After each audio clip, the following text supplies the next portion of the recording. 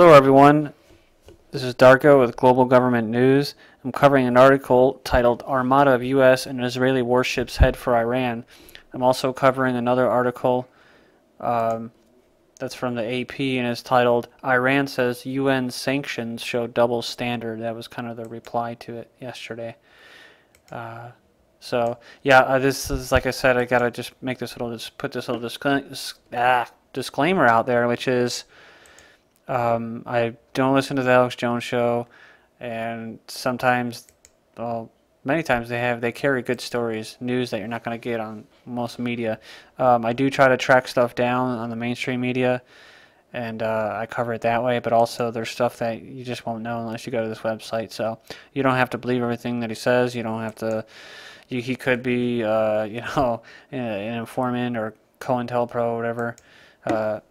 But it doesn't really matter because news is like, there's this thing called gatekeeping, and if you only allow certain amounts of or certain types or amounts of information to come through that gate, you can kind of steer public opinion and their perception of reality.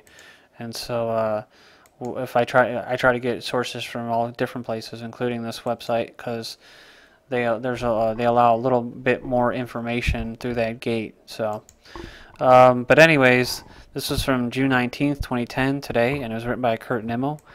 And it says more than 12 U.S. and Israeli warships, including an aircraft carrier, passed through the Suez Canal on Friday and are headed for the Red Sea.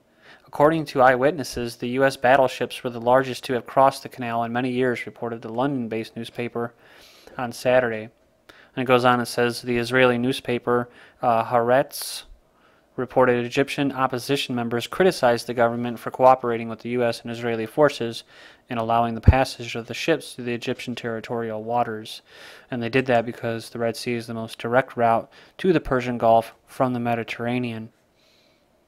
And then when you go to this article from the AP, it's titled Iran says UN sanctions show double standard. You read the first the line here. It says Iran's top security body on Friday railed against the latest UN sanctions imposed over Iran's controversial nuclear program, saying they show world powers are applying a double standard. The Supreme National Security Council said that the U.S. and other nuclear-armed powers have punished Iran with the sanctions, even though it does not have nuclear weapons, while at the same time they support Israel, which is widely believed to have a sizable nuclear arsenal, which is kind of funny to most of us, because it is kind of publicly known that Israel does have one of the best air forces in the world, but they also have one of the biggest stockpiles of nuclear weapons. And whatever Israel does, the United States does. And I don't think it has too much to do too much with religion. I think that religion is just like government used to control people mentally and physically. And Israel is just like the United States and the UK, and that is what you call the Western powers or the Anglo-Saxon establishment. But it doesn't mean that the Chinese or the Russians aren't the Eastern establishment either. And so what I'm getting at here, as far as Israel being included in this and Iran being sanctioned, is that Iran is a rogue state, right? It's rogue because it doesn't want the New World Order in their country.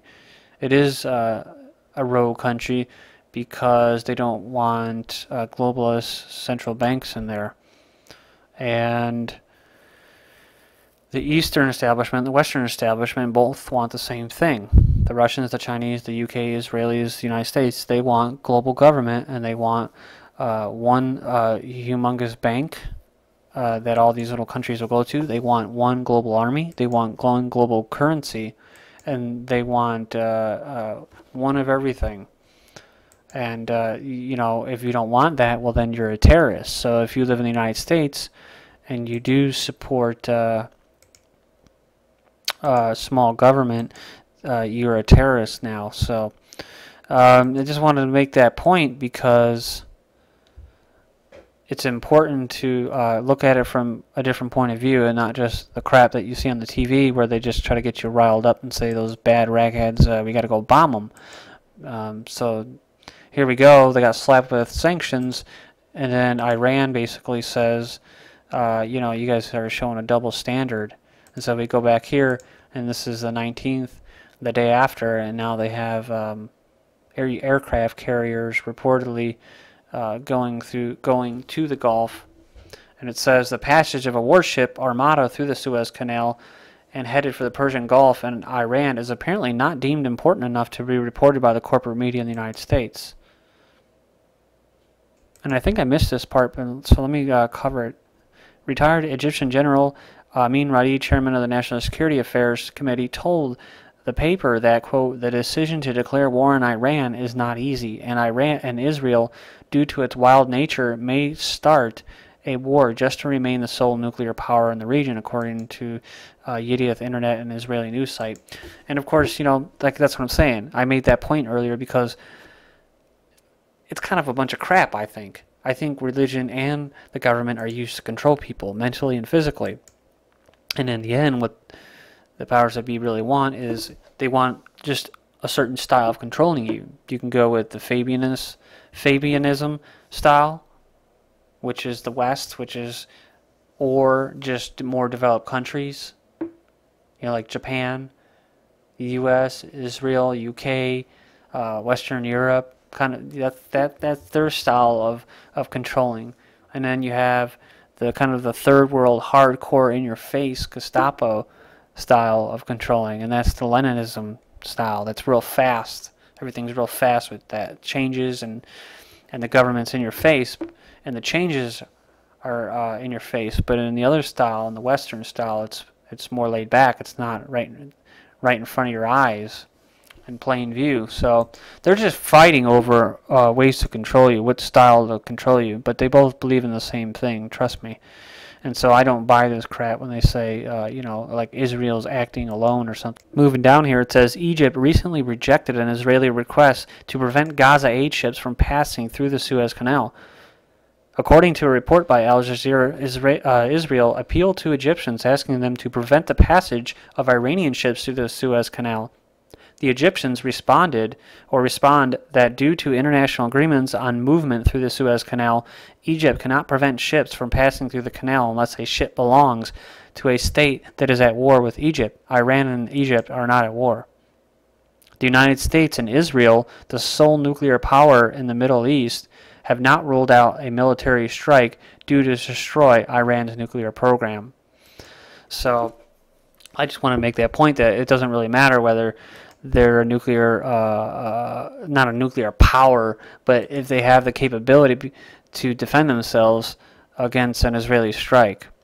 I think that's totally irrelevant if they do, if Iran is not a third world country, if they do have an economy, they do have universities that people go to, including women, then I think that they should have the right to defend themselves.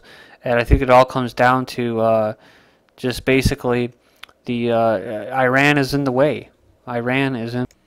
And yes, I did watch when Ahmadinejad was at, I think it was Columbia University in 2006. I did watch that, and I do understand what he was saying. I think it was lost in translation, but he wasn't calling for Israel to be blown up. He was saying that Israel as a state, because Israel was created after World War II, that was one of the things, to appease all the people that were Jewish, for the most part. That's what I've gathered. You know, if I'm wrong on that, someone toss it out there and correct me, but that's kind of pretty much what I thought it was about.